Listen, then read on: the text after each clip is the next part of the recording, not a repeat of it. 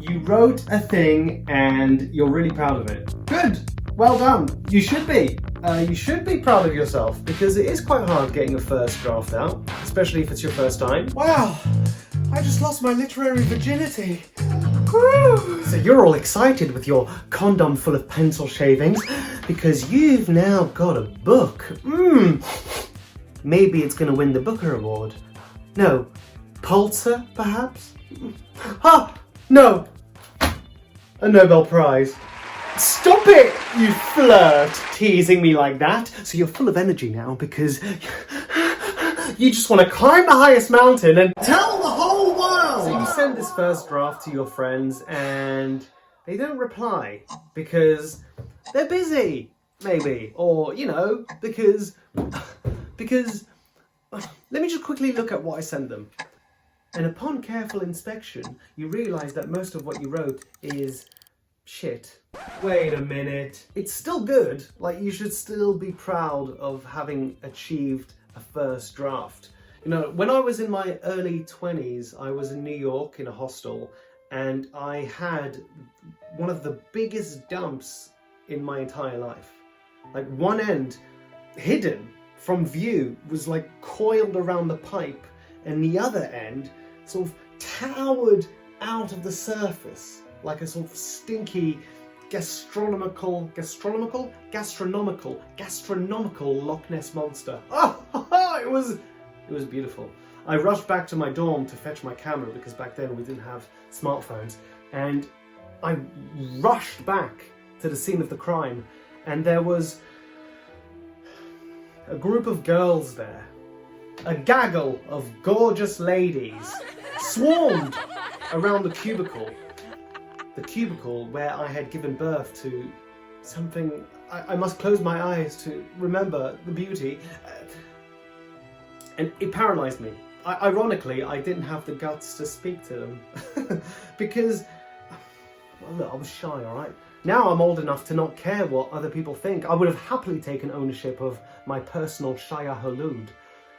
If you were in Manhattan, August 2011, and witnessed something unforgettable, do get in touch. My point is...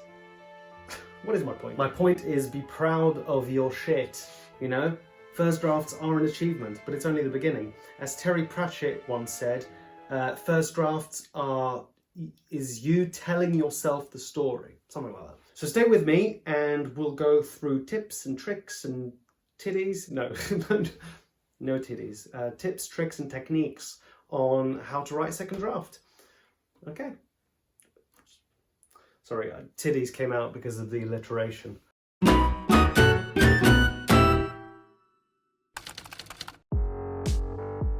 This story has consumed you. That's all you can think about. All these different avenues your characters can walk down, all these voices. You sense all the different characters inside of you wanting to express themselves. So when you give them the opportunity to write their story, it's a relief. Like squeezing pus out of a wound. It feels good. And because it feels good, you might think your story is too. Which is why you need to give yourself some time. Before you start scrutinizing over your script, it's important to take a break, a few days, weeks, maybe even years, to gain fresh perspective and objectivity. Subscribe and like if you've got this far in the video. Ooh. The first draft of a story is like the marble block that hides the statue within.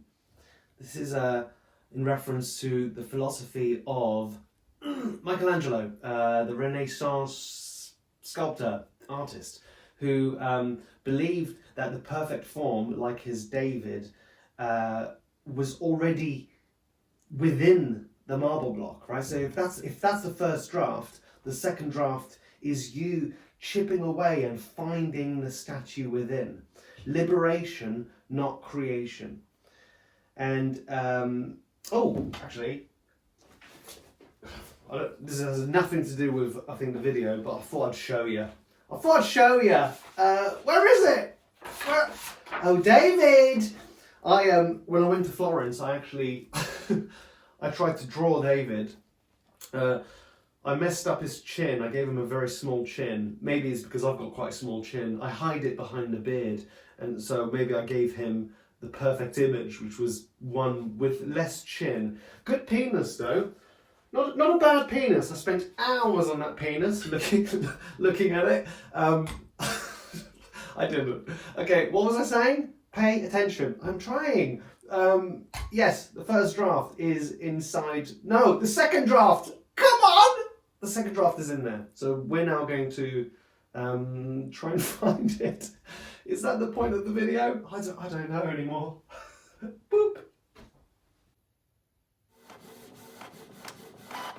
Okay, so we've established that time is one of the most important ingredients for writing a second draft because it allows your subconscious to work, right? You can dream, you can rest, you can digest everything that you want to say, everything that needs to be said, because not only is there a story inside of you that screams, that wants to get out, but also in a way you are the tool, you are the instrument for the story, right? What does the story want to say? Maybe sometimes it's not what you want to say, maybe it's what the story wants, what the story needs. It's this weird feedback loop between you, creator, God of this story, and at the same time servant, right? You must serve the story, which is why sometimes, well not sometimes, you need to edit, you need to cut, you need to kill your darlings, your little babies that you've loved so much. Well, sorry baby, you need to like kill those babies. That was an imaginary baby, just in case you're like, oh, he's so cruel, an imaginary baby. And you need to kill those darlings, and sometimes that's quite hard because you've put so much love and sweat and tears in this these scenarios. But it's necessary because maybe it doesn't serve the story. That's why you need to have a log line, right? An elevator pitch, that one sentence synopsis that encapsulates what the story is about. Not only is that useful for an audience who's like looking through the internet trying to find a movie. What is it about? Oh, one elevator pitch sentence. Boop. It's called an elevator pitch because you might be in an elevator sharing 2 floors with a really important director or an important producer. And so you need to have, bam, one sentence just to sell your story. But also a log line is useful for 2 reasons. One, it's like a compass through the chaos, right? So when writing a story, you could write about literally anything. You can go down any potential avenue. You can focus on 1 second and a whole chapter, a whole book can be about that 1 second, or 1 sentence could be about 3 years. You know, like time flows and passes by in ways that you can control, which is very exciting. But that's the point. You can travel across time and space in a story, which means that you can literally go anywhere. And that's exhausting. Try writing about literally everything all the time at once. Impossible. That's why you need a log line, right? You need to know what the story is about. So it's a compass as you write the story. But then once it's written, you need to make sure that it serves the story. It matches the log line, right? So you need to look back at that log line and go, does it match what I wanted to write? And maybe it'll evolve. Maybe suddenly you don't like that log line. Maybe you will want to change it. Who knows? Who knows what transformations will occur as you discover this story? But that's what's useful, right? So you need to focus on that. Read it aloud, okay? Because especially for like a theatre show, I'm writing a one-man show, so I want to see how it flows. I want to see if it runs naturally out of my mouth. And sometimes if it doesn't, either I can still perform it in such a way that even if it sounds obtuse and strange, it might fit in the story, right? It all depends on what you're trying to write. So with me, a one-man show that I'm performing, I get to choose how it sounds, but it's still useful to hear it out loud. But if you're writing a book, you have no idea how someone else is going to interpret your stanzas, right? It's like a friend that, you know, receives a text message from you and reads it in such a different way that suddenly you fall into an argument. It's like, that's not how I sent it, but that's how they read it. So it's important to have different ears, different voices interpret your message so that you can tweak if needed, right? If you're writing a screenplay, organize a read-through with your friends or with other actors that are with your agency. So there's ways to just get feedback, and it's really important just to see if things flow, and you spend so much time with a story that to you it makes sense.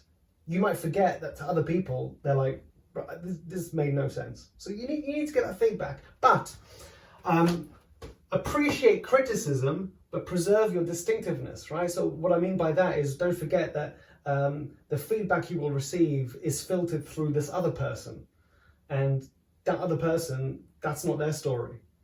It's important to like hear them out, because they might be providing very useful feedback, but they might be projecting their own insecurities or their own falsehoods. You know, it's your story. As Neil Gaiman once said, something along the lines of, you need to believe in yourself much like Wile E. Coyote does when chasing, you know, the bird. Beep, beep. You know, he can run off the cliff and not fall down.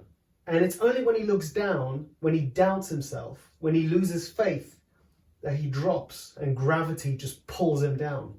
Same thing with being a writer. You need to believe in your story. You need to believe in yourself in such a way that you can fly off a cliff and continue running without gravity pulling you down. So believe in yourself, but appreciate the feedback. I think it's very important to hear criticism. Without it, you know, then you just surround yourself with sycophants who are like, oh, it's such a good story, and it might not be. So yeah, be critical, be curious, create a brain dump, right? So I wrote here, note all the weak scenes, the pacing issues, basically identify all the problems. So when you do a read through, just every single thing that pops into your head, you just write it down. And it might not be useful, it might not be even correct, but write everything out, that the first impressions, and then you can amend if needed. What else? Yeah, I said print it, right? It's quite useful to print it because it's like you are handing the keys over to someone else, right?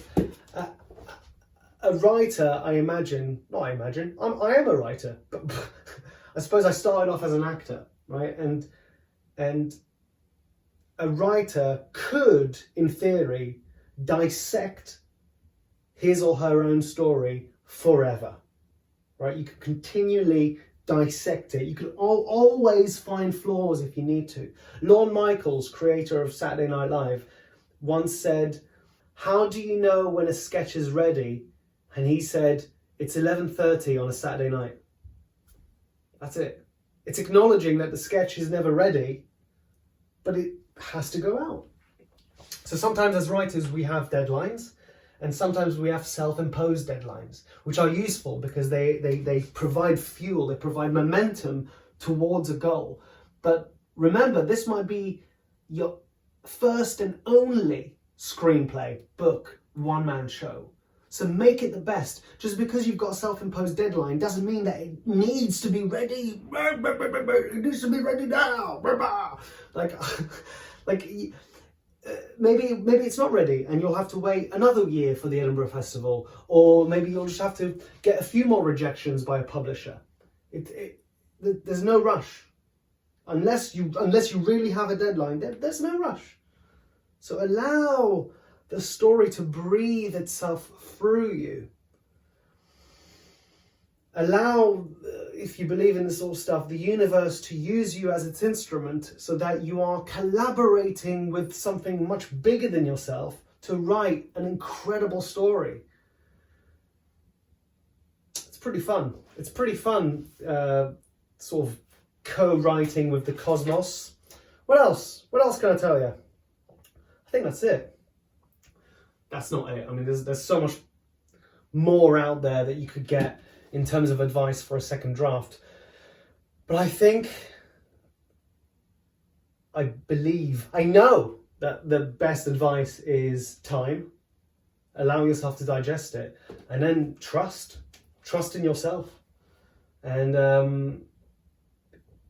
at the very least, if you are capable of looking at this story, of feeling this story and going, oh yeah, I've got something here, then other people might get on board or they might not. But I want to be able to look back at a story that I create and go, yeah, I'm proud of that. And I think that's what matters the most. There's that guy I remember, there's a dancer at a music festival who was dancing by himself for what must have been like hours, and people were like laughing at him, and eventually one person joined him and then another person joined him, and then by the end a whole group of people were dancing, and from the outside you wouldn't have known that it all started because of one person's mad delusional belief in himself. And I think that storytellers, actors, directors, artists, anyone, entrepreneurs, whatever you are, you need to have a belief in yourself that is so unshakable that something inspirational. I don't know what I want to say, but you could feel me going, oh, here's a lesson. Can you feel the lesson? Can you feel the lesson? Because I believe. Gosh, what's the lesson? Hi, Eric Lampert here. I'm editing the video. I'd like to apologise because in the previous section, my hair was doing a little something weird there, and unfortunately it happened again. In the following clip, you will see my hair just doing something inappropriate. And if someone was there keeping an eye on me, they would go, oh, Eric, we're just going to do your hair. You know, like, I'm so used to being on movie sets where there is a professional team taking care of my hair. And, well, I'd like to apologise. And I'd like to thank you for your patience with me. And thank you for subscribing and liking the video if you are into this weird shit that I make. Okay, thank you. Editing is at its essential core the distillation of the material that you've collected into a coherent story. That's what Ken Burns said, the American documentarian who you might know as the name for the editing technique that provides a slow cinematic panning and zooming, creating the illusion of movement and engaging the viewer, which is something that he did in his documentary.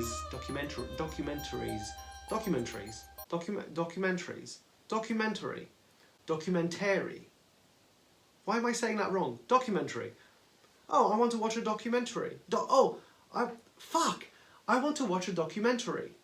A documentarian. The fuck? Wait, documentary. Documentary. Wait, what's going on? Why is my brain not working? I like watching movies. Well, I like to watch documentaries. Wait, what's going wrong? Documentary. Un documentaire. Okay, that's in French. Un documentaire. And in English, a documentary. Fuck. What's going on? A documentary! Anyway, it doesn't matter, okay? Ken Burns invented this technique, and what's great with it is that it can reveal what was once hidden from view outside of the frame. Gently, slowly, revealing something. Like this statue that I created. I don't know why my subconscious created that. A man on his knees holding an egg. And what's great about learning to write and learning to rewrite is how these lessons can apply not just to the story that we're creating, that we're working on, but our story, our character, ourselves. We have to parent ourselves, we have to take responsibility for our own well-being and growth and needs. We have desires, but we have obstacles. We have to be our nurturer and our guide and our protector, and we have to practice self-care, and we have to set boundaries, and we have to hold ourselves accountable, and we have to be like a detective looking for clues, a doctor searching for the cause of our symptoms. We must look for the details, small and large, in our story so that we can advance and enhance it. And so we have to remain curious, playful, patient. And that's not just good advice for our story, but it's good advice for the story that you're trying to liberate. Wow, that sounded really smart. A complete 180 from the documentary fiasco. Documentary. Documentary. Documentary.